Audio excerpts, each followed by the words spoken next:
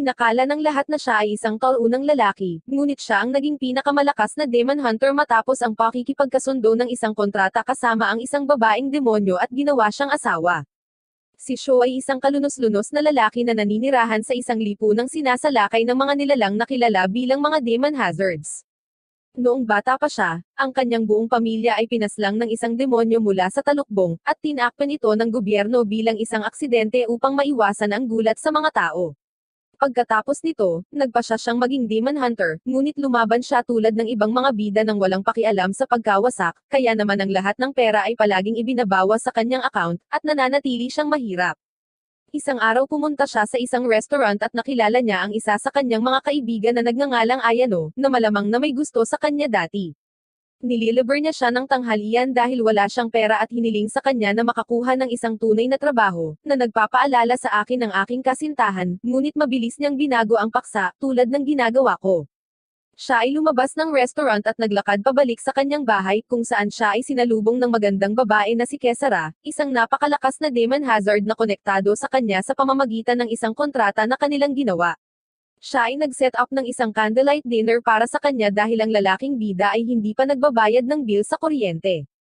Pagkatapos maghapunan, kinukutsa siya ni Kesara dahil wala pa siyang trabaho, at ito ang nag-udyok sa kanya na makakuha ng gig sa lalong madaling panahon. Kinabukasan, nag-login siya sa isang programa, at dinala siya sa isang pulong na dinadaluhan ng ilang iba't ibang pang mga tao. Ang mga taong ito ay nabibilang sa iba't ibang kumpanya na nakikitungo sa mga demonyo para sa pera, karaniwang ginagawa silang mga demon bidders. Ang auctioneer ay nagpapakita sa kanila ng footage ng isang Class C na demonyo, at hinihiling sa kanila na mag-bid dito. Ang kumpanyang handang gawin ang trabahong tapusin ng demonyong ito para sa pinakamababang halaga ay makakakuha ng trabaho. Si Sho ay nanalo sa auction habang pinababa niya ang bawat iba pang kumpanya ng higit sa 50% at nakuha ang trabaho, na iniinis ang iba. Pagkatapos nito, bumalik siya at nakipag-ugnayan sa kumpanya na pag-aari ng ina ni Ayano at humingi sa kanya ng backup na pumayag siya ngunit sa napakataas na presyo. Nakita niya si Ayano malapit sa hotel kung saan naroon ang demonyo, at pumasok sila sa loob kasama ang dalawang sundalo. Ngunit sa sandaling malapit na sila sa pintuan, tuluyan na itong sinira ng demonyo. Mabilis silang nagtago, at tumingin si Sho upang makita na ang demonyo ay nagpatawag ng 1 toneladang kampan, na nagpapaalala sa akin ng mga babaeng umiikot sa aking kasintahan. Pumasok sila sa loob at sinimulan munang tapusin ang mga alipors, at pagkatapos nilang tapusin lahat, sinabihan niya si Ayano na magbigay ng distraction at cover habang palihim siyang tumabi sa demonyo at inatake siya sa likod. Hindi nakakagulat, ang demonyo ay hindi nasasawi at inatake siya nito. Tumalikod ang demonyo at ipinutok ang braso nito patungo sa kanya upang tapusin siya, ngunit tulad ng isang babaeng apprentice, agad itong pinutol ni Kesara, iniligtas ang buhay ni Sho. Ipinatawag ng demonyo ang higit pa sa kanyang mga alipors, na napakadali niyang tinapos, at pagkatapos ay tumakbo siya patungo sa demonyo, inatake siya ng kanyang espada ngunit hindi niya ito nagawang tamaan at itinaboy siya palayo. Bumagsak siya malapit kay Sho, at sinabi sa kanya na hindi siya nagtrabaho sa nakalipas na 3 buwan at wala na siyang lakas. Ayon pala sa kasunduan na marahil ay likha ng isang incel na katulad mo, sa isang kiss lang masisiwalat ang tunay na kapangyarihan ni Kesara. Kaya kinis siya ni Sho at agad siyang nag-transform sa isang nalulupig na manlalaban. Ang demonyo ay nagpapatawag ng higit pa sa kanyang mga kampan, ngunit sa pagkakataong ito ay wala na siyang problema sa paspas lang sa kanila ng sunod-sunod. Habang nakikipaglaban sa mga kampan, sila ni Ayano ay magkasamang tumalikod. Tinawag siya ni Ayano na isang desparada para sa pagkiss kay Sho, at pagkatapos ng kaunting pagtatalo, umabot ito sa isang pisikal na away. Sinubukan niyang atakihin si Ayano na umiwas sa pag-atake at inatake siya pabalik ngunit naiwasan din ni Kesara ang bala. Pagkatapos nito, nagsimula silang mag-atake ng marahas sa isa't isa, na pumipilit kay Sho na pigilan ang mga babae na ito sa pagpaslang sa isa't isa. Ito naman ay nagpagalit kay Kesara kay Sho dahil sa tingin niya ay mas gusto ni Sho si Ayano, at sinimulan niyang salakayin si Sho. Inatake siya ng paulit-ulit, at patuloy itong umiiwas, at sa huli, para pigilan siya na magalit, ibinigay niya sa kanya ang susi ng kanyang apartment, na siyang gumagawa ng paraan at nagpapasaya kay Kesara. Ibinaling niya muli ang kanyang atensyon sa demonyo at sinugod ito, pinapaslang ang bawat minion sa daan. Pareho silang umatake, kasabay ni Ayano na unang umaatake gamit ang kanyang espada at tinapos ni Sho ang demonyo gamit ang kanyang baril. Kinabukasan, gumising si Sho para mag-almusal at napansin niyang noodles ang niluto ni Kesara para sa kanya. bahay. Kinabukasan, nakuha ni Sho ang ilang nangungunang sikretong nag-leak na impormasyon tungkol sa isang Class B na demonyo na kamukha ng ex ko sa umaga. Nakipagkita siya kay Ayano, at sinabi sa kanya na gagawin niya ang trabaho kahit anong mangyari dahil kailangan niya ng pera. Pumunta siya sa auction, at pinaliit muli ang bawat kumpanya ng malaking margin na ikinagalit nila ng labis na nagsimula silang magplanong atakihin siya. Ngunit bago matapos ang auction, pinipigilan sila ng auctioneer at sinabi sa kanila na ang kasalukuyang mga bid ay nakansele dahil may bagong layunin na nagpakita mismo. Tila, ang caterpillar na demonyo ay kumain ng radioactive core na dapat ay magpapagana sa buong lungsod sa loob ng 1 linggo, kaya kailangan nilang kunin ang core bago sirain ang demonyo. Nagpatuloy si Sho at sinabi sa kanya na hindi mahalaga. Gusto pa rin niyang gawin ito para sa parehong pera kahit na pagkatapos ng bagong kondisyon, na ginulat ang lahat dahil kailangan ng isang tao na ganap na maghirap upang makakuha ng trabaho tulad nito. Kinalaunan sa araw na iyon, dumating sila sa lokasyon, at sumama si Ayano sa kanyang koponan upang subukang hulihin ang demonyo ng ligtas, ngunit bago nila magawa ang anumang bagay, ang uod sa wakas ay nagbago sa isang napakalaking demonyong gamo-gamo na biglang lumipad sa ere. Sinisira ng demonyo ang lahat ng lumilipad na drone bago ay target ang mga unit sa lupa, sinisira ang mga ito ng paisa-isa. Si Ayano ay nagsimulang tumakbo palayo sa kanyang kotse ngunit inatake muli, habang pinapanood ni Sho ang lahat ng ito na parang isang talunan mula sa malayo. Sa wakas, dumating si Kesara sa likuran niya, at agad niya itong kinis, binibigyan siya ng kapangyarihang kailangan niya. Sa oras na iyon, pinuntirya ng demonyo si Ayano, at bago pa man mahulog ang isang higanteng bato sa kanya, dumating si Kesara na hinahampas ang malaking bato. Lumipad siya patungo sa demonyo, umiiwas sa mga pag-atake nito at inatake, pinipilit na umatras ang demonyo. Pagkatapos ay pinaulanan siya ng mga sinag ng enerhiya ng demonyo na gamo-gamo, na walang kahirap-hirap niyang iniiwasan at paulit-ulit na inatake ang katawan ng demonyo, na nagpapahina sa panlabas na baluti nito. Sinamantala ito ni Sho, at inilabas ang kanyang sniper rifle bago binaril ang demonyo ng diretso sa nakalantad na bahagi nito. Itinutulak nito ang demonyo pabalik, at bilang isang huling pagsisikap na iligtas ang buhay nito, sinubukan ng demonyo na maglunsad ng isang napakalaking sinag ng enerhiya, ngunit nagload si Sho ng isa pang bala at inatake ang demonyo sa eksaktong parehong punto, agad itong pinaslang. Kinabukasan, pinatawag si Ayano sa shipyard dahil sa away ng dalawang magkalaban na grupo.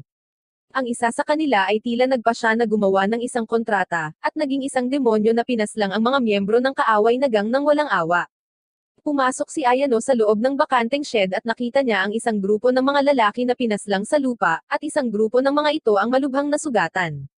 Nauna siyang maglakad at biglang nakakita ng makintab na refleksyon ng baril bago sila sinimulang atakihin ng Demon Hazard. Nagtago siya at inutusan ang isa sa mga lalaki na subukang atakihin siya gamit ang kanyang sniper rifle, habang ginagamit ng isa pang lalaki ang kanyang rocket launcher para atakihin ang demonyo, ibinababo ito at sa wakas ay nahuli. Sumugod ang mga pulis pagkatapos, at nahuli nila ang lahat ng nabubuhay na sugatang miyembro ng gang habang si Melis, ang bokal na nagtatrabaho sa departamento, ay nagsasabi sa kanila na maswerte silang nabuhay dahil sa kabutihang palad ay hindi masyadong mataas ang ranggo ng demonyo kaya madaling napaslang. Ang lahat ng miyembro ng gang ay inilagay sa mga ambulansya. Lumingo-linga si Ayano sa paligid upang makita ang isang binata na isinakay sa ambulansya, habang ang kanyang kasintahan ay umiiyak na parang isang mula sa karamihan na nagmamakaawa sa kanila na hayaan siyang makasama siya, ngunit pinigilan siya ng mga pulis. Si Sho, sa kabilang banda, ay nakaupo sa tabi ni Kesara, kumakain ng candlelight dinner dahil walang kuryente ang kanyang lugar salamat sa katotohanang nabigo ang kanyang walang silbing sarili na makuha ang core mula sa demonyo. Sa kabutihang palad, mayroon silang ilang masarap na pagkain dahil natalo nila ang demonyo ng mag-isa at maaaring gumastos ng kaunting pera. Magkasama silang naghahapunan, at kinabukasan ng malapit na silang lumabas, sinabi ni Sho kay Kesara na ngayon ay magkakaroon sila ng marangyang hapunan sa mamahaling bahagi ng lungsod, upang ipagdiwang ang pagkakaroon niya ng 10,000 subscribers sa YouTube. Sa sandaling lumabas sila, gayunpaman, isang kotse ang huminto, at si McAle, ang blonde na lalaki, ay lumabas mula rito, na narito upang makipagkita kay Kesara at subukang ligawan siya sa kanyang pera at pasagutin. Ngunit si Kesara ang pinakamagandang babae ay nananatiling tapat hindi tulad ng iyong dating kasintahan, at sinabihan si McAle na umalis. Nagalit si McAle at nagsimulang magsalita ng kalokohan kay Sho na hindi siya pinansin, habang si Kesara ay napansin si Ayano na sumama sa isang lalaking nakaitim. Nagpasya siyang ice talk sila na parang kilabot at nakarating sa isang parke kung saan nakita niya silang nag-uusap. Nagpasya siyang gamitin ang pagkakataong ito para gawing masamang babae si Ayano, at nag-click sa kanilang mga larawan bago ito i-post sa kanyang account. Napansin ni Sho ang notification, at agad na tumakbo papunta sa park para humingi ng tawad sa kanilang dalawa sa ginawa ni Kesara. Binati siya ng lalaki, at ipinakilala ang kanyang sarili bilang isang investigador mula sa Anti-Demon Bureau na gumagawa ng kaso sa pagitan ng mga gang na kinasangkutan ni Ayano. Natapos din niyang sabihin sa kanya na nagtatrabaho siya upang malaman ang tungkol sa demonyong pumaslang sa pamilya ni Sho, gaya ng hiniling ni Ayano sa kanya na imbestigahan ito.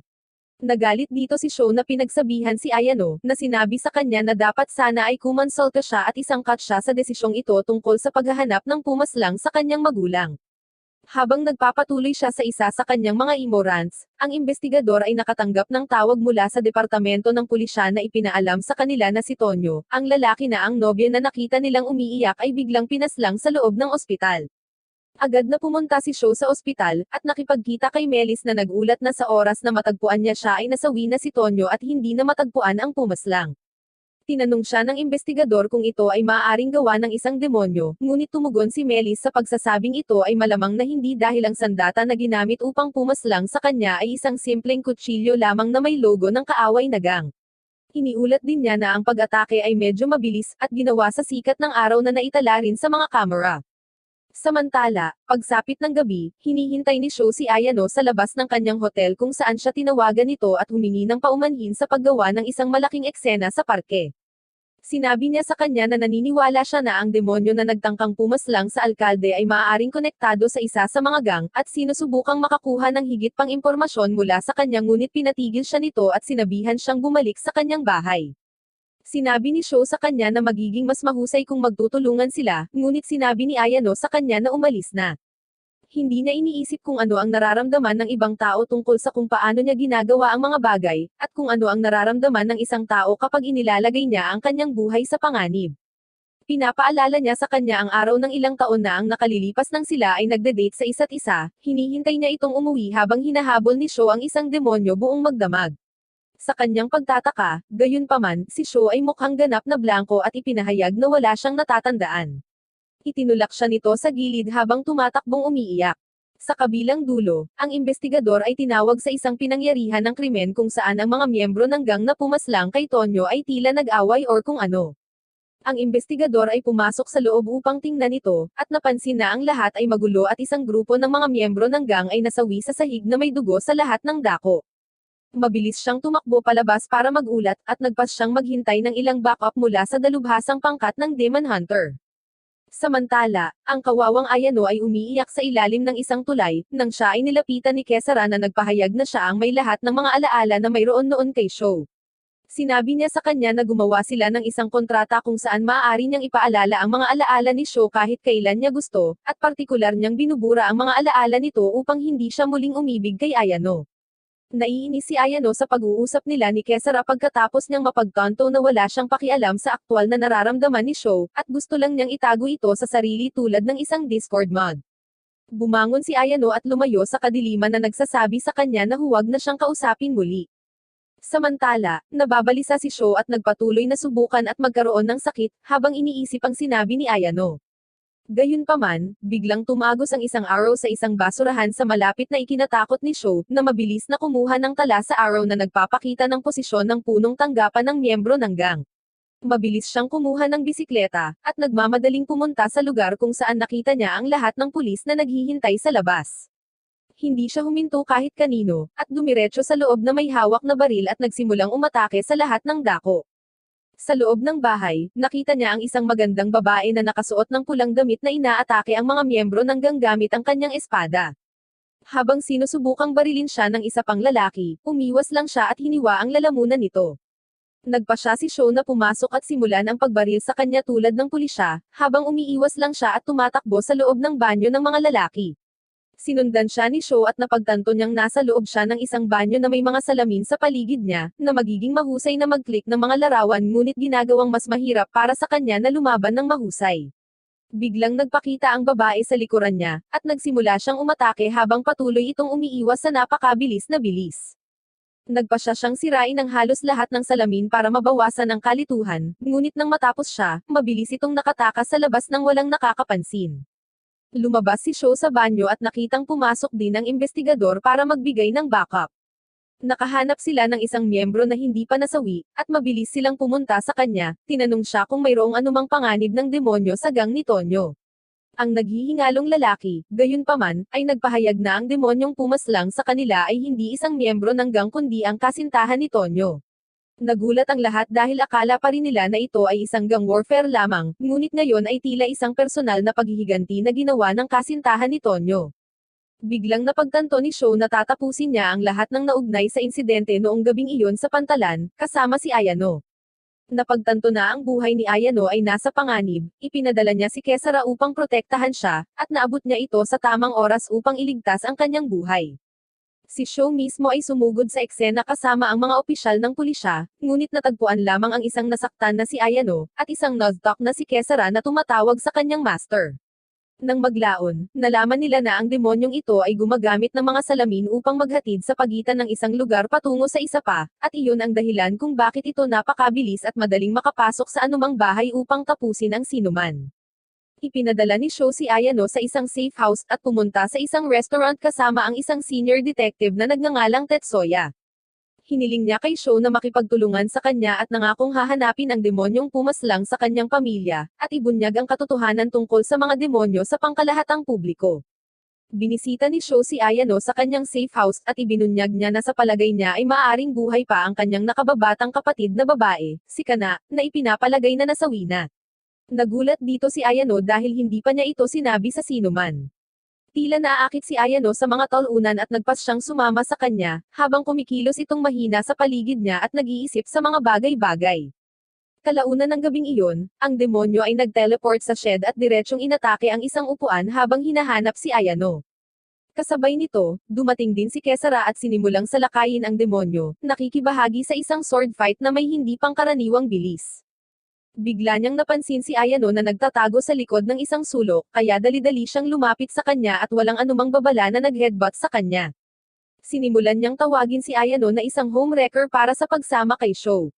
Sinubukan ni Ayano na magkunwaring inosente sa pagsasabing hinding-hindi siya magkakagusot sa isang talunan tulad ni Sho, ngunit alam nating lahat na ang mga babaeng ito ay gusto lamang ng mga katulad ni Sho, kaya sinabihan siya ni Kesara na isara ang kanyang bibig, kung hindi, itutulak niya ang kanyang espada sa kanyang lalamunan.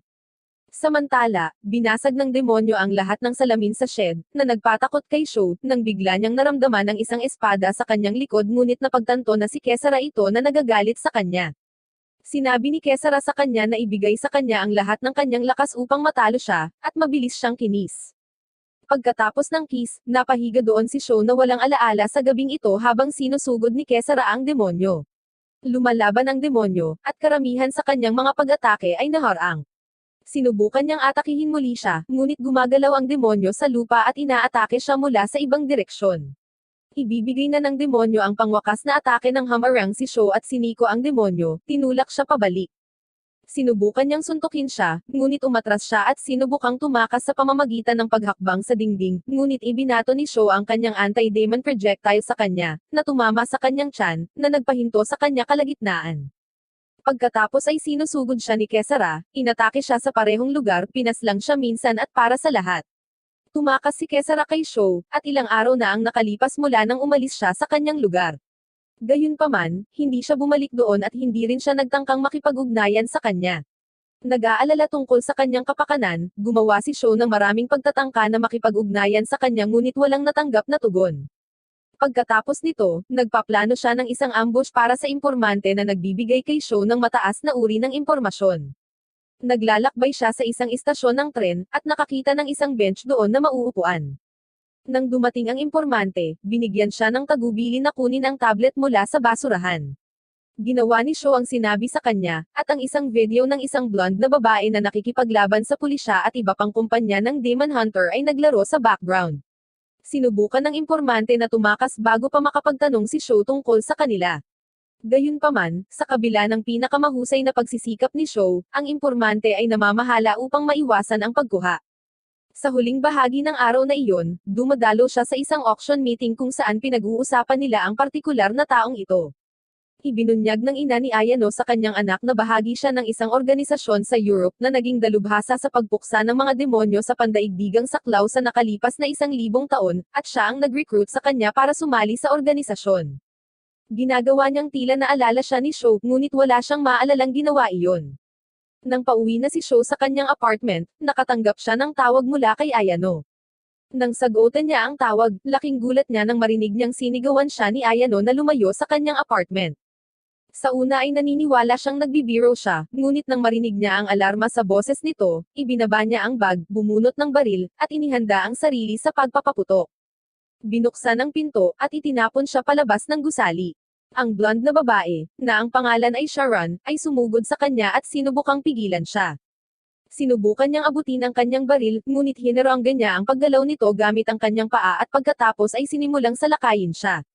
Naiwasan ni Sho ang kanyang unang sipa, ngunit sinundan niya ito sa pamamagitan ng pagsuntok sa kanyang tiyan bago naghatid ng isa pang malakas na sipa sa kanyang katawan, at inilunsad siya palayo sa laban. Pagkatapos ay tumalon siya sa ibabaw niya, at sumuntok sa mukha ng maraming beses habang nasa ibabaw niya ito.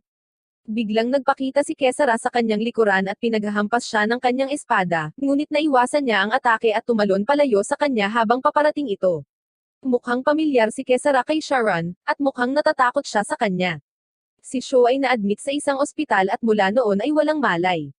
Nasa tabi niya sina Kesara at Ayano, ngunit nakatanggap si Kesara ng isang abiso sa text at siya ay gumala, naiwan si Ayano upang bantayan si Sho. Pumunta siya sa isang abandonadong gusali at tumingin sa kanyang text na nagsasabi sa kanya ng lokasyon. Pagkatapos ay nakatanggap siya ng tawag mula kay Sharon, at sinabi niya sa kanya na siya ay nag-iisa. Ipinatawag ni Kesara ang kanyang espada at naghanda para sa isang labanan, ngunit bago niya mahanap kung nasaan si Sharon, inatake siya nito mula sa itaas. Tumakbo siya palayo at naghahanap ng takip. Umakyat siya at nasaksihan si Sharon sa isang espesyal na mecha suit na naghahanap sa kanya. Muli siyang inatake ni Sharon, tinamaan siya, ngunit kadalasan ay nahaharangan niya ang mga bala gamit ang kanyang espada. Nagmamadali siyang lumapit kay Sharon at sinubukan siyang atakihin, ngunit ang espada ni Kesara ay hinarang ni Sharon na pagkatapos ay gumamit ng malademonyong slime na parang tambalang na lumalabas mula sa suit para salakayin si Kesara. Mabilis siyang umatras at sinubukang putulin ang slime na paparating sa kanya, ngunit isa sa mga projection ang tumusok sa kanyang binti. Mabilis siyang tumakbo palayo at napansin niyang hindi pa naghihilom ang sugat niya. Ipinaliwanag ni Sharon na ang mas mahuhusay na demonyo tulad ni Kesara ay hindi masasaktan ng mga sandata na gawa ng tao, ngunit sila ay mahina laban sa mga pag-atake ng demonyo. Sinubukan niyang tumakas, ngunit hinaharangan ni Sharon ang kanyang landas gamit ang kanyang malademonyong projection. Itinaas ni Kesara ang kanyang espada upang salakayin siya, ngunit agad siyang inatake ni Sharon sa tiyan at siya ay bumagsak. Naglakad si Sharon papunta sa kanya ngunit bago siya tapusin, inatake siya ni Sho gamit ang isang flashbang grenade at kinaladkad si Kesara sa likod ng isang haligi. Kinis siya ni Sho, at binibigyan siya ng dagdag na lakas na kailangan niya. Si Sho ay bumagsak na walang malay habang si Kesara ay nagsimulang umagos ng may kapangyarihan. Tumayo siya, at nagsimulang maghilim ang kanyang mga sugat. Inatake siya ni Sharon, ngunit sa pagkakataong ito ay iniiwas niya ang bawat bala at sumugod siya sa kanya at sinira ang isa sa kanyang mga robot na kamay. Sinubukan ni Sharon na atakehin si Sho, ngunit nagawa niyang protektahan siya bago magpakawalan ng sunod-sunod na mga hampas sa himpapawid na nabasag ang kanyang armor suit. Natambo si Sharon, at ginamit iyon ni Kesara sa kanyang kalamangan sa pamamagitan ng pagtulak ng kanyang espada ng malalim sa kanyang mecha suit, ganap na sinira ito at nawalan ng malay. Pagkatapos ay dinala niya si Sho sa kaligtasan na nagising na, at sabay silang umuwi. Nagpa siya si Sho na pumunta at kausapin si Sharon tungkol sa nangyari, at para makakuha ng higit pang impormasyon tungkol sa kung bakit siya nasa lungsod, ngunit wala siyang makuhang mahalagang bagay mula sa kanya. Kaya umalis na siya sa selda na iiwan niya nang makatanggap siya ng tawag sa telepono mula kay Tetsuya. Sinagot niya ito, at tila nababalisa si Tetsuya. Sinabi niya sa kanya na makipagkita sa kanya sa parking lot sa lalong madaling panahon, bago marinig ni Sho ang paghinto ng sasakyan ni Tetsuya at ang tunog ng putok ng baril. Tumakbo siya kasama si Kesara sa pinangyarihan, at nakitang nasawi si Tetsuya sa kanyang sasakyan. Bumagsak si Sho sa sahig sa kawalan ng pag-asa dahil si Tetsuya ay isa sa ilang mga tao na handang hanapin ang salarin, na responsable sa pagpaslang sa pamilya ni Sho. Bigla nilang nakita ang isang figure na tumatakbo sa parking lot, at pareho silang tumakbo para sundan ito. Kinikilala ni Sho ang lalaki bilang ang parehong tao na nagbibigay sa kanya ng impormasyon, at ipinapalagay na siya ang pumaslang kay Tetsuya. Matapos siyang habulin ng kaunti, nahuli nila siya, at ipinakita niya ang kanyang sarili na si Mikael, ang anak ng kasalukuyang alkalde. Nagbanta si Sho na ibunyag kung bakit niya pinaslang si Tetsuya, ngunit sinabi sa kanya ni Mikael na hindi siya iyon. Dinadala niya silang dalawa sa isang lihim na pasilidad kung saan nagulat sila nang makitang maraming tao ang nagtatrabaho sa mga computer na nagpapakita ng mga feed mula sa buong lungsod. Ang lahat ng CCTV sa lugar ay kontrolado ni Mikael, at iyon ang dahilan kung bakit nasa kanya ang lahat ng impormasyon sa lahat ng oras. Kinuha nila ang footage ng pagpaslang kay Tetsuya, ngunit nabigo silang makita ang likuran ng isang nakahod na figure na umatake kay Tetsuya. Kinabukasan, pumunta si Sho sa libing ni Tetsuya, at habang pabalik, inalok siya ni Melis na sumakay, isa sa kanyang pinakamatandang kaibigan at kanyang foster parent, na nag-alaga kay Sho ng 1 taon sa kanyang bahay noong bata pa siya matapos masawi ang kanyang mga magulang. Habang kasama niya ito sa kotse, napansin ni Sho ang isang tato sa kanyang bisig at napagtanto na siya ang pumaslang. Umupo siya doon nang walang pakialam at tinanong si Melis kung bakit niya pinaslang si Tetsuya. Sinabi ni Melis kay Sho na natuklasan ni Tetsuya ang katotohanan, dahil napagtanto niya na ang tanging tao bukod sa kanya na may personal na impormasyon tungkol sa anumang aktibidad ng demonyo ay si Melis. Ang pagtuklas na ito na ginawa ni Tetsuya ay pinilit si Melis na tapusin ang buhay ng kanyang sariling kapareha.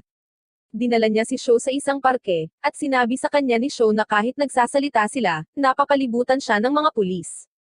Alam na ni Melis iyon, at nag-transform siya bilang isang demonyo. Laking gulat ng lahat, at pinagbabaril siya ng mga ito. Si Melis ay may energy shield sa paligid niya na nagpo-protekta sa kanya mula sa bawat bala at paputok na ibinabato sa kanya. Lumingon si Sho kay Kesara at tinanong siya kung may pagkakataong mahuli siya ng buhay, ngunit sinabi niya sa kanya na wala. Sinabi sa kanya ni Kesara na iwanan ang anumang uri ng damdamin dahil pinaslang niya si Tetsuya, at kung hindi siya pipigilan, tatapusin niya ang marami pang iba. Ginagamit ni Melis ang kanyang mga kadena para salakayin si Ayano, na ikinasugat niya, ngunit bago niya ito mapaslang, dumating si Sharon sakay ng isang motor na nagligtas sa kanyang buhay. Tumalon siya mula sa motorbike at ginamit ang talim ng kanyang sapatos para atakihin siya ng maraming beses, ngunit sa sandaling umatake siya, nakakapag-regenerate siya. Sinubukan niyang suntukin si Sharon, ngunit nag-ambala siya ni Ayano, na nagbigay ng pagkakataon kay Sharon na umatras.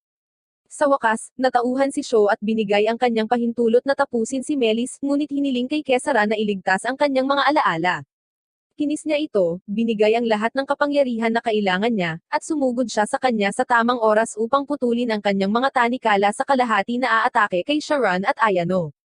Sinipa niya siya pabalik, ngunit sinusugod siya nito muli na umiiwas sa kanyang mga pag-atake sa kadena, at sa wakas ay ganap na natanggal ang kanyang mga kadena.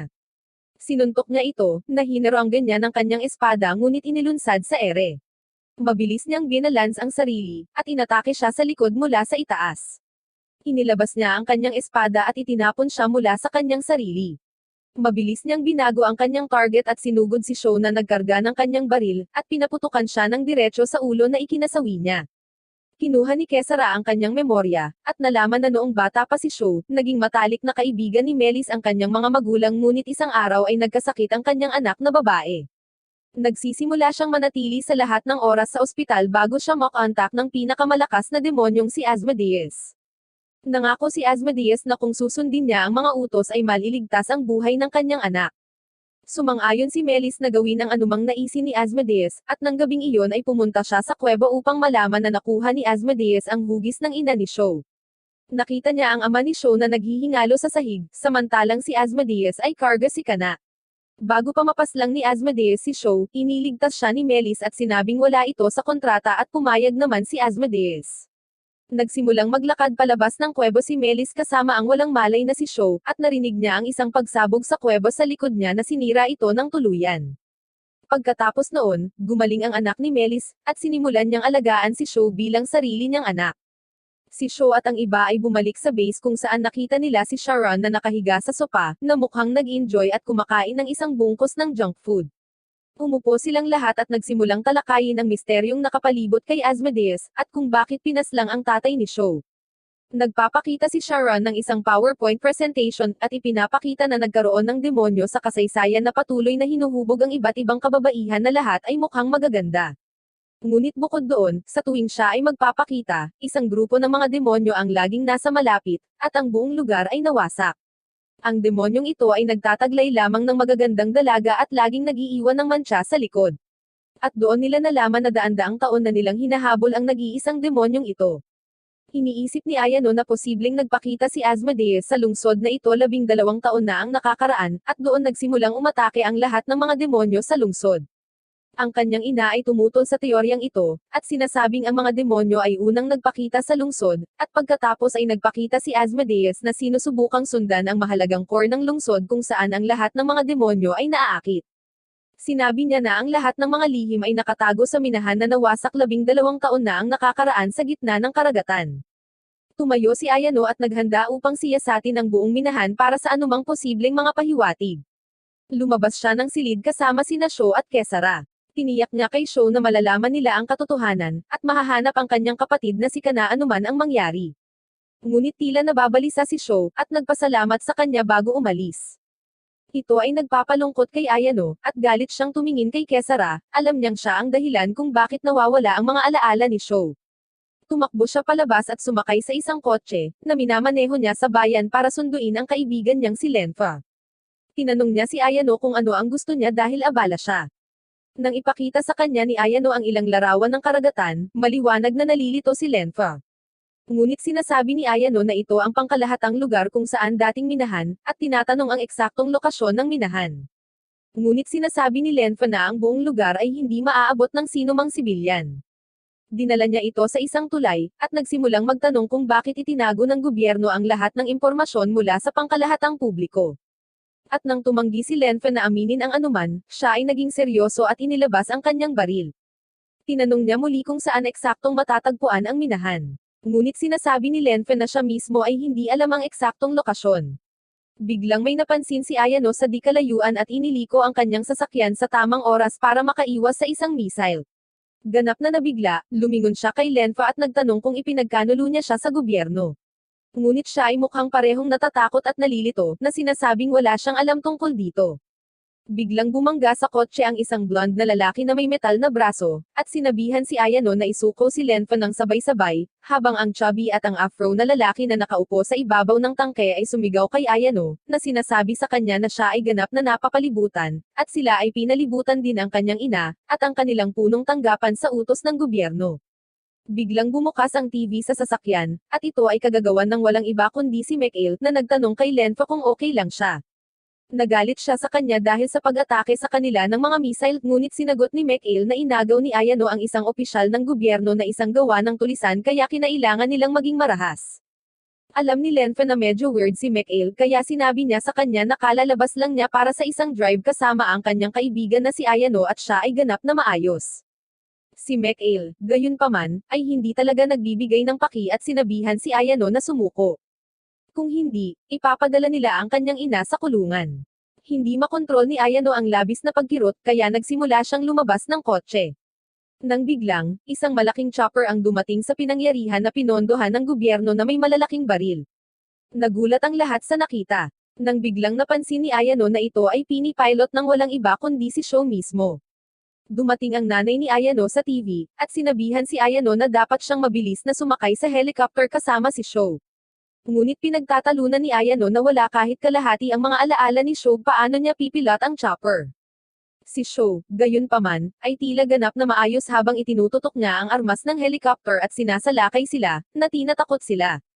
Sinabi sa kanya ng nanay ni Ayano na kahit gaano pa karaming bagay ang nakalimutan niya, hindi niya makakalimutan kung paano lumaban dahil ito ay nakatanim sa kanyang kalamnan. Lumingon muli si Ayano kay Lenfa, at buti na lang, inilipat agad ni Lenfa ang mga coordinates sa lokasyon ng minahan diretso sa cellphone ni Ayano. Nagpasalamat siya kay Lenfa at lumipad palayo kasama si Sho at ang chopper, at mabilis silang lumipat patungo sa minahan na nakalubog sa kailaliman ng karagatan. Samantala, sumakay si Kesara kasama si Sharon, at pareho silang nagsimulang maglakbay patungo sa karagatan. Gayun din, sinabi ni Kesara kay Sharon na hindi na niya melalagay si Sho sa anumang panganib, at ililigtas niya mismo ang kapatid ni Sho. Hiningi ni Sharon ang pen drive na mayroong lahat ng data, at ipinasa ito ni Kesara sa kanya habang ipinapakita niya kay Kesara na si Asmodeus ay tila isang bigong artist na mahilig gumawa ng mga logo sa mapa ng mundo, sa pamamagitan ng pag-atake sa mga lugar na ito kasama ang grupo ng demonyo. Pagkatapos ay ipinakita niya ang mapa ng lungsod, at ipinapakita na ang lahat ng mga pag-atake hanggang ngayon ay lumilikha ng parehong disenyo, na nangangahulugan na ang huling pag-atake ay malapit sa lubog na minahan mismo. Nalaman nila na si Asmodeus ang nagmamay-ari ng ina ni Sho 16 na taon na ang nakakaraan, pagkatapos nito ay nagkaroon ng kapatid na babae ni Sho, si Kana.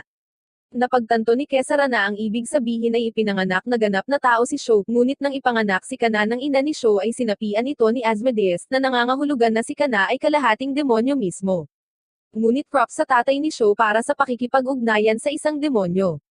Sinasabi ni Sharon na ang tunay na layunin ni Asmodeus ay lumikha ng isang lipunan kung saan ang mga tao at mga demonyo ay maaaring mamuhay ng magkakasama, ngunit ito ay halos imposible. Sinabi rin niya kay Kesara na malaki ang posibilidad na ang kapatid ni Sho ay nakulong pa rin sa ilalim ng karagatan sa minahan, kung saan maaari siyang magamit upang magbukas ng gateway para tumawag ng malaking grupo ng demonyo sa lungsod na tatapos ng milyon-milyong tao. Sa wakas ay narating nila ang minahan at pumasok sa madilim na mga kuwebo na naglalakad patungo sa gitna. Nang sa wakas ay nakita nila ang isang batang babae na nakatali sa gitna na ganap na walang malay, hindi makapaniwala si Kesara sa kanyang mga mata na sa wakas ay nahanap na niya ang kapatid ni Sho, at hinawakan siya nang bigla niyang naramdaman na may mali at tumalikod upang harangan ang isang sipa na ibinato ng walang iba kundi si Sharon, ang kanyang kasama mismo. Napaatras si Sharon na may ngiti sa labi, habang si Kesara ay nagtatanong kung ano sa tingin niya ang ginagawa niya. Sumagot si Sharon na hindi maaaring payagang mabuhay si Kana dahil palaging may takot na gagamitin siya para buksan ang portal sa Demon World. Sinabi sa kanya ni Kesara na tumigil dahil si Kana na lang ang natitirang pamilya ni Sho, at hindi niya hahayaang masaktan siya ng sinuman. Samantala, nalalaman ni Mikael kung sino si Asmodeus at kung paano mabubuksan ang gate sa Demon World sa minahan na iyon. Kaagad niyang binigay ang berdeng signal para sa isang pag-atake at pinindot ang button na naghahanda sa satellite para sa isang malaking pagsabog. Biglang nagliliwanag ang likod ni Kana, nagsimulang gumalaw si Kana, at biglang may lumabas na malaking kamay mula sa kanyang likuran nang ang sinag ng enerhiya ay pinakawalan mula sa satellite, at naglunsad ito patungo sa isla sa harap mismo ni Sho at Ayano na papalapit sa lugar sa kanilang chopper. Walang magawang sumigaw si Sho sa pag-aakalang pareho na sina Kana at Kesara ay nawala ng tuluyan, ngunit kapag namuo ang alikabok ay napansin nila na ang isla ay nananatiling hindi nasira. Ganap na nalilito si Mikael at nagsimulang magtanong kung peke ba ang ginamit nilang mga pampasabog, nang biglang may malaking kamay na bumagsak mula sa lupa at umabot sa langit, habang si Kesara sa kanyang demonyong anyo ay karga-karga si Sharon, na pagtanto na kontrolado ni Asmodeus si Kana. Biglang lumabas ang maliliit na kamay mula sa higanteng kamay, at nagsimula silang habulin siya habang sinusubukan niyang kumapit kay Sharon. Biglang sinabi ni Sharon kay Kesara na pakawalan siya habang tumatalon siya pababa, at sinimulang sipain ang lahat ng anumang galamay na paparating sa kanya, bumababa patungo sa core habang sinusubukan ni Kesara na lumipad patungo sa kanya ng buong bilis na pinutol ang mga galamay gamit ang kanyang espada. Malungkot na tumingin si Sho kay Ayano, at sinabihan siyang hawakan ang mga kontrol para sa kanya habang nakikita niya si Sharon na sinusubukang lumaban sa mga galamay, ngunit sa wakas ay nahuli siya at napahampas sa lupa. Tumingin si Kesara mula sa itaas na may nag-aalalang tingin, at hinawakan ang kanyang espada na handang makipaglaban. Biglang nagsimulang lumabas ang isang grupo ng mga human clone mula sa kamay, habang ang isang kopya ni Kesara mismo ay nakatayo sa kanyang harapan. Habang siya ay na-distract, biglang may lumabas na kamay mula sa likod niya at humawak sa katawan niya habang nagpupumilit siyang makaalis. Ang clone ay lumakad patungo sa kanya, at hinawakan ang kanyang lalamunan bago siya sinubukang sakalin. Nang ang lahat ay tila nawalan ng pag-asa, biglang may umatake sa clone mula sa likuran at ito ay walang iba kundi si Sho. Lumingon ang clone patungo kay Sho ngunit walang ilang sandali ay inatake niya ito hanggang sa maputol, pinalaya si Kesara mula sa demonyo. Tumakbo siya patungo sa isang nahulog na Kesara at niyakap siya, sinabi sa kanya na dapat niyang ikis siya para maibalik niya ang kanyang lakas, at wala siyang pakialam kung gaano karaming mga alaala ang inaalis niya sa kanya. Si Kesara, gayunpaman, ay nagsimulang umiyak na nagsasabing hindi na niya magagawa iyon dahil natatakot siyang makalimutan niya kung sino siya. Biglang may sumaksak sa kanya mula sa likod habang ang dugo ay nagsimulang tumulo mula sa kanyang tiyan. Si Sho ay ganap na nabigla habang siya ay tumingin sa ibaba upang makita ang isang sibat na lumalabas sa kanyang katawan, at lumingon sa likuran upang makita ang isang portal na dahan-daang bumubukas, at ang taong humawak sa sibat na sumaksak kay Kesara ay lumalabas na kapatid ni Sho na si Kana mismo. Sinubukan ni Kesara na alisin ang sibat mula sa kanyang katawan ngunit hindi niya magawa at biglang nagsimulang makakita ng isang mas batang Sho. Biglang nagliliwanag ang paligid at inilapit ni Ayano ang chopper niya sa kamay, at sinisigawan si Sho para makapasok sa loob. Tumingin si Sho kay Kesara at sinabihan si Ayano na hindi niya siya maiiwan. Sinabihan siya ni Kesara na iligtas ang kanyang sarili ngunit nagmatigas siya at hindi siya iniiwan. Biglang tumakbo si Sharon mula sa likod at hinawakan siya sa bewang at kumapit sa helicopter na iniwan si Kesara. Biglang nawala ang buong kamay ng demonyo sa hangin habang si Kesara ay nananatiling nakaimpal sa hangin, habang si Kana ay galit na nakatingin sa kanya. Hinawakan muli ni Kesara ang sibat at maraming alaala na pagmamay-ari ni Sho ang muling bumabaha sa kanyang utak. Nalaman niya na si Sho ay isang kabuuang alpha male at nakipag-ugnayan siya kay Ayano pati na rin kay Sharon ng maraming beses. Ito ay talagang nagpapagalit sa kanya at sa wakas ay naalis niya ang sibat sa kanyang katawan, at lumingon kay Kana na bulag sa galit. Puputulan na sana niya ang kanyang cute na maliit na ulo, ngunit huminto sa huling sandali nang maalala niya na si Kana ay kapatid ni Sho. Ito ay nagbibigay kay Kana ng sapat na oras upang i-charge ang kanyang sinag at pinasabog niya si Kesara. Siya ay bumagsak sa karagatan na ganap na walang malay, habang si Sho ay nanunood na walang magawa na nakalawit sa helicopter. Nagpa siya si Ayano na lumayo sa kinaroroonan ngunit biglang sumulpat si Kana sa harapan nila, at sinimulan ang kanyang magic attack sa kanila mismo.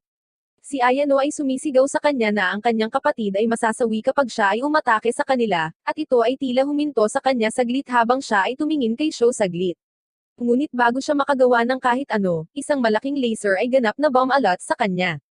Lumalabas na pinagmamasdan ni Mikael ang lahat ng ito at nagpas siyang atakihin si Kana, ngunit habang naaalis ang alikabok ay nagpapakita na lumulutang pa rin si Kana sa hangin.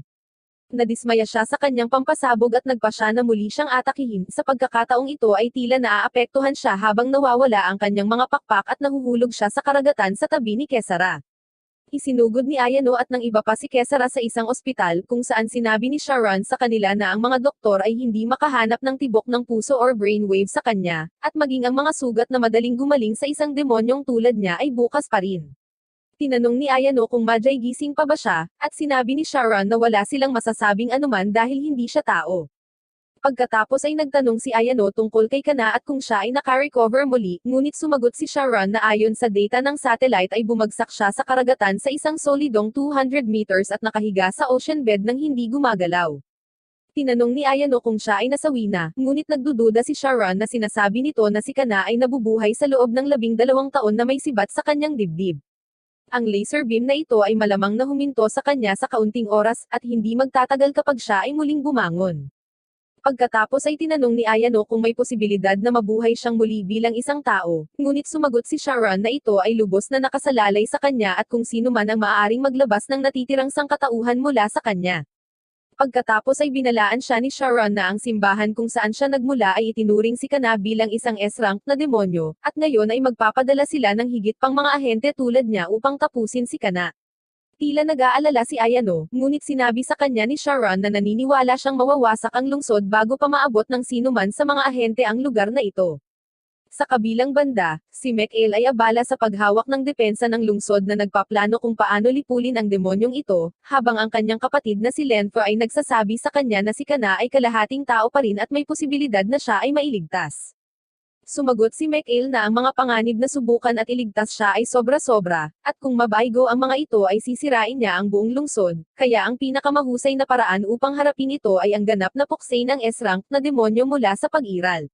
Nagtatanong si Lenfo kung alam ng mga tao sa lungsod ang tungkol sa malaking banta na ito na nagbabanta sa kanila, ngunit sumagot si Mikael na wala silang ideya dahil ayaw niyang lumikha ng panik kaya kumalat ang peking balita tungkol sa isang underground na bulkan na sumabog sa karagatan.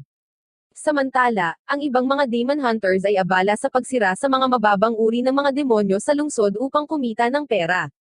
Dahil kay Kana ay maraming mas mababang ranggo na mga demonyo ang nagsimulang umusbong sa lungsod. Nagpa siya ang mga demon hunter na makakakuha sila ng sapat na pera upang makapagpahinga ng ilang sandali, ngunit ipinaalala ng isa sa kanila na mayroon pa ring isang S-rank na demonyo sa karagatan. Sinabi ng isa sa kanila na hindi niya kayang harapin ang S-rank na demonyo kaya aalis na lamang sa lungsod, ngunit ang Afro guy ay nag-claim na kung hindi nila susubukan na ipagtanggol ang lungsod na ito ang buong lugar na ito ay ganap na mapapawi. Nagpasya silang pag-isipan ito ngunit karamihan sa kanila ay nais pa ring umalis sa lugar. Sa kabilang banda, umupo si Sho sa tabi ni Kesara, hawak ang kanyang kamay at nagdadasal sa Diyos na gumaling muli si Kesara. Napagpasyahan niya na walang bagay dito na dapat ipaglaban, at kung magising si Kesara, iiwan niya ang lungsod na ito kasama ng lahat ng tao dito at tatakas kasama si Kesara, hindi na muling lilinggan pa. Himala, nagising si Kesara at sinabi kay Sho na wala siyang pakialam sa kahit sino maliban kay Sho at nangako na lagi siyang ililigtas. Agad siyang niyakap ni Sho ng mahigpit, habang sinabi ni Kesara kay Sho na sapat na ang kanyang pakikipaglaban at sinisikap niyang Ipangako na tatakas siya sa lungsod at hindi nalalaban sa mga demonyo.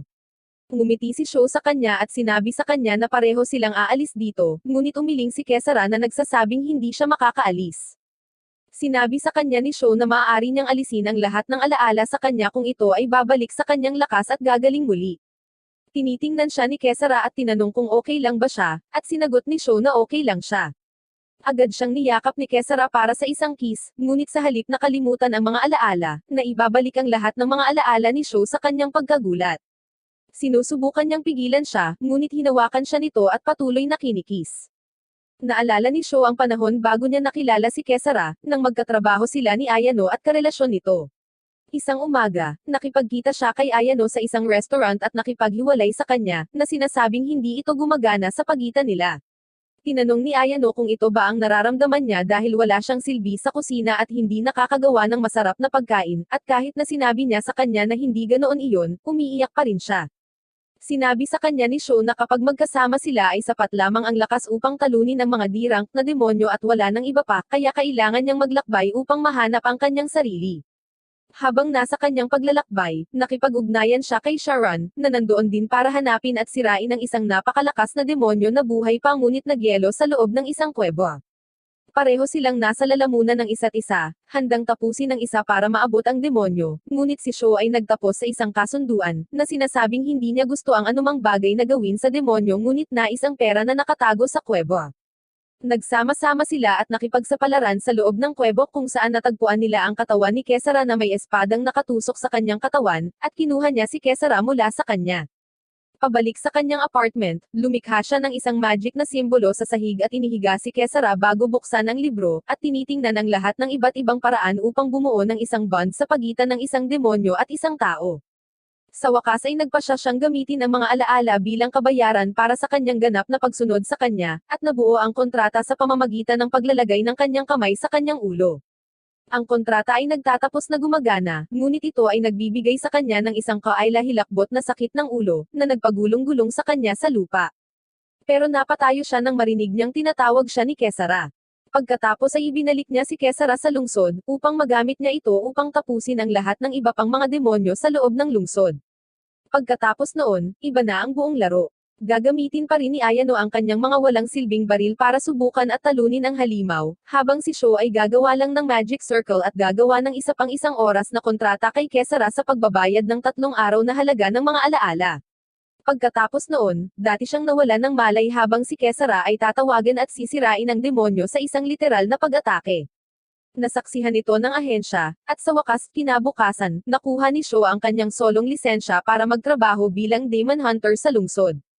Sinabi ni Ayano sa kanya na maaari lamang siyang magtrabaho kasama niya sa ahensya, ngunit hindi niya insensitive na sinasabi na ang mga tao ay may kanilang mga limitasyon, habang ang mga demonyo ay mas mahusay sa lahat ng bagay. Masakit ito kay Ayano, at dahil nagseselos pa rin siya, tinanong niya kung nakatira ba siya kay Kesara sa iisang bahay. Inamin ni Sho na siya nga, at sinabi sa kanya ni Ayano na wala nang matitira sa kanya kung patuloy siyang makikipagkontrata sa isang demonyo. Si Sho ay diretsyong ngumiti at sinabing naisip na niya iyon, at may walang kabuluhang paraan para makaalis sa kontrata. Sa bahay, gumawa siya ng isang malaking libro mula sa kanyang sarili at ibinigay ito kay Kesara, na sinasabing gusto niyang gawing simple ang ritual bilang paggawa ng magic circle at pagkatapos ay ang paggawa ng mga oras-oras na kontrata ay lubhang nakakainis. Sa ganitong paraan mapapatali sila sa kontrata hanggang sa ito ay makanseler. Tulad ng isang alpha male, sinabi niya sa kanya na ito ang mga tuntunin at kondisyon. Mababasa niya ito kung gusto niya, ngunit lahat ng ito ay mga pangunahing bagay at walang interesante. Pagkatapos ay sinabi niya sa kanya na ang ritual ay magsisimula sa 6 na oras at aalis. Nagtatapos si Kesara bilang isang nerd na palaging nagbabasa ng lahat at nagbabasa ng lahat ng iba't ibang mga termino kapag napansin niya na ang isa sa mga termino ay tila nawawala. Binuklat niya ang mga pahina at sa wakas ay may nakita siyang nakasulat sa microscopic na sulat kamay sa pinakahuling pahina. Ginagamit niya ang kanyang demonyong kapangyarihan para i-zoom ito, at nalaman niyang isinulat niya na maaari niyang kanselahin ang kontrata anumang oras na gusto niya at hindi na kailangang magtanong kay Kesara. Kalaunan sa gabing iyon, naghanda na sila para isagawa ang ritual, at pumasok si Kesara sa loob ng Magic Circle. Muli niyang sinabi sa kanya na pagkatapos makumplito ang ritual, magsasama sila hanggang sa makansela ang kontrata, at sinabi kay Kesara na maaari niyang simulan ang kontrata kung papayag siya. Sinabi niya sa kanya na handa na siya habang nakayuko ito habang naghihintay na hawakan niya ang kanyang ulo. Ngunit sa halip na gawin iyon, nauwi siya sa pagyuko at kinis siya sa labi. Nalilito si Sho, ngunit sinabi sa kanya ni Kesara na tapos na ang kontrata. Sinabi niya sa kanya na upang matapos ang kontrata, kailangan niyang ilagay ang kanyang kamay sa kanyang ulo, ngunit sinabi sa kanya ni Kesara na walang ganoon sa kontrata ng may ngiti. Agad na tumakbo si Sho para kunin ang kontrata, at sinimulang baklatin ang mga pahina para lang malaman na na-edit niya ang kanyang mga termino at isinulat na magsisimula ang kontrata sa isang kiss, at sa tuwing magkikis sila, may lalabas ni Kesara ang lahat ng kanyang kapangyarihan. Nag-aalala ito kay Sho na baka ginulo niya rin ang mga tuntunin sa pagkanseler. Tama pala ang pag-aalala niya nang lumingon siya para makita si Kesara sa likod niya. Lumalabas na ginulo ni Kesara ang mga tuntunin, at nagsulat ng bagong termino na nagsasabing kakanselahin lamang ang kontrata kapag gusto niyang kanselahin ito. Sa wakas, bumalik si Sho sa realidad at agad na kinuha si Kesara na nagtatanong kung ano ang ginawa niya. Ngunit lumalabas na kinansela na niya ang kontrata, at nawala ang lahat ng kanyang alaala habang tinanong niya si Sho kung sino siya. Sa kabilang panig, sa wakas ay nagising si Kana mula sa kanyang power nap at lumipad sa itaas ng karagatan bago maglunsad ng malakas na sinag sa malayo. Ang sinag na ito ay napunta sa isang paliparan, na sinisira ang maraming mga eroplano habang si Mek'el ay muling sinusubukang itago ang katotohanan mula sa pangkalahatang publiko, na ang lahat ng ito ay ginawa ng isang demonyo. Sa wakas ay natalo, ipinag-utos niya na palayain ang ina ni Ayano mula sa selda ng bilangguan dahil siya lamang ang maaaring gumabay sa kanyang mga tropa upang ipagtanggol ang lungsod. Bumalik sa ospital, sinubukan ni Sho na paalalahanan si Kesara kung sino siya, ngunit hindi niya matandaan ang kanyang sariling pangalan. Sa wakas ay napagtanto ni Sho na hindi lamang ibinalik nito ang kanyang mga alaala sa kanya, ngunit ibinigay din niya sa kanya ang kanyang sariling mga personal na alaala. Niyakap niya ito ng mahigpit at sinabing maghintay dito sa ospital, at magtago dahil sa pagkakataong ito ay siya na ang magliligtas sa kanya. Pagkatapos ay kinis niya siya sa noo, hinawakan ang kanyang espada, at lumabas ng silid upang harapin ang kanyang kapatid sa labanan. Samantala, naghahanda si Ayano at naghihintay sa harap ng karagatan, handang makipaglaban kay Kana nang sumunod si Sharon sa kanya sakay ng kanyang motor. Natuwa si Ayano sa isang segundo sa pag-aakalang mayroon siyang backup, ngunit sumagot si Sharon na narito siya upang magpaalam sa kanyang pag-alis sa kahabag-habag na lungsod na ito. Sa kabilang panig, nag-order si Sho ng isang bagay mula sa Shopee, at salamat sa rider, ang paghahatid ay medyo mabilis. Sumakay siya sa truck at nagsimulang ayusin ang lahat ng kanyang mga bagong laruan, habang si Kana ay nagpakita malapit sa lungsod, at inutusan siya ng nanay ni Ayano na umatake sa kanya. Sabay-sabay na direktang inatake si Kana sa tabi ng isang ataking helicopter, na naglalagay ng lead sa kanya na nagdudulot ng malaking ulap ng usok, habang ang lahat sa likod ng headquarters ay matiyagang nanonood upang makita kung ano ang mangyayari. Gayunpaman, sa kanilang pagtataka, sa sandaling mawala ang usok, si Kana ay nagpapakita na ganap na hindi nasaktan sa pamamagitan ng paggawa ng isang bola ng enerhiya sa paligid niya na nagpoprotekta sa kanya mula sa anumang uri ng pinsala. Sinabihan sila ng militar na ipagpatuloy ang kanilang mga pag-atake, dahil kailangan nilang tiyakin na ang demonyong ito ay hindi makakapasok kahit 1 pulgada sa loob ng lungsod. Ang hukbo ay nagsimulang umatake kay Kana muli, ngunit ito ay walang epekto sa kanya habang siya ay nananatili doon na ganap na kalmado, sinisipsip ang bawat isang atake ng walang anumang issue. Nagpa siya si Ayano na pumasok at inilabas ang malalaking baril bago tumutok, at nagpaputok ng malaking rocket launcher diretso kay Kana. Ito ay tila sa wakas ay gumawa ng lansihin bilang kapag ang usok ay naalis, ang kalasag sa paligid ni Kana ay nawala, at siya ay nainas tungkol dito. Agad niyang tiningnan si Ayano at sinimulang palakasin ang kanyang pag-atake, habang si Ayano ay tumatakbong palayo na parang batang babae at nagtatago sa likod ng isang tangke, halos hindi nakaiwas sa serye ng mga malalakas na pag-atake na ibinato ni Kana sa kanya. Ang hukbo ay muling nagsimulang magpaputok kay Kana, at patuloy siyang lumilipad sa kanila, hinahabol si Ayano habang sinusubukan niyang tumakas. Sa wakas, tumalikod siya at sinimulan siyang paputukan, ngunit hindi ito nakakaapekto sa kanya ni KTT. Sa kasamaang palad, nabara ang baril ni Ayano na nagpuwersa sa kanya na harapin si Kana, na nagsimulang magkarga ng kanyang malakas na beam point blank at masisira sana siya, ngunit buti na lang at dumating si Sho para sagipin at kinuha siya habang ang lahat sa lugar ay nasis iron ng laser beam. Sa wakas ay bumaba sila sa tuktok ng isang gusali, habang sinabi ni Sho kay Ayano na nabawi niya ang lahat ng kanyang alaala at wala nang naaalala si Kesara. Tinanong ni Ayano kung ano ang kanilang gagawin ngayon, at sinabi lang ni Sho sa kanya na kailangan nilang lumaban ng buong lakas at umaasa na makakalusot sila kay Kana upang maibalik niya ang kanyang sarili. Tinanong ni Ayano kung paano nila gagawin iyon nang wala si Kesara dahil hindi nila maaaring hayaang makatapak si Kana sa lungsod kung hindi ay masasawi ang mga inosenteng tao. Sinabi sa kanya ni Sho na aakitan nila siya sa abandonadong planta ng kuryente, na titiyakin na walang mga tao na masawi. Tinanong ni Ayano kung paano nila siya dadalhin dito, ngunit sinabi ni Sho sa kanya na hindi na nila siya kailangang dalhin dito dahil si Kana ang pupunta dito. Naguguluhan si Ayano kung bakit niya gagawin iyon kapag lumabas si Sharon nang wala sa oras, at sinabing pupunta siya dito dahil kinasusuklaman niya si Ayano at kahit sinong babae na nakipag-ugnayan kay Sho. Ayon sa kanya, si Sho at Kana ay konektado sa isang espiritual na antas at habang si Sho ay nakikipag-ugnayan sa ibang mga babae, si Kana ay napilitang manood kahit na siya ay nakulong sa ilalim ng sahig ng karagatan. Sa pagtatapos ng araw, siya ay isang maliit na batang babae na nagseselos sa mga babae sa buhay ng kanyang kapatid, ngunit ang tanging problema ay ang maliit na batang babae na ito ay may kapangyarihan na sirain ang Earth kung gusto niya. Biglang pumasok si Kana sa isang gusali na sinusubukang hanapin si Ayano, ngunit binati siya ng isang missile sa kanyang mukha salamat sa militar na dumating ng maaga. Talagang ikinagalit nito si Kana at nagpasya siyang magpakawalan ng isang grupo ng mga demonyo sa mga kaaway, na pinipilit silang labanan ang kanyang mga alipors habang naghahanap siya ng paraan upang maabot sina Ayano at Sharon. Nakakagulat, si Sho ay nagpapakita sa kanyang harapan sa kanyang sariling hoverboard na ikinagulat ni Kana. Itinaas niya ang kanyang braso upang subukang palayasin si Sho, ngunit hindi niya magawa habang sinisimula ni Sho ang pag-uusap tungkol sa kung paano niya gustong makasama siya dahil siya na lang ang natitirang pamilya nito. Iniisip niya ang tungkol sa mga taong nawala sa kanya, at nagpa siya na hindi na niya hahayaang masawi ang sinuman na talagang nagsimulang manggulo kay Kana, habang ang kanyang kalooban ng tao ay nagsimulang makipaglaban para sa kontrol. Alam ni Sho na hindi ito magiging sapat kaya pinitik niya ang kanyang daliri, at humingi ng tawad kay Kana sa kanyang gagawin. Biglang, isang bungkus ng mga galami ang humawak kay Kana na nagpapaalala sa akin ng isang anime na napanood ko kamakailan.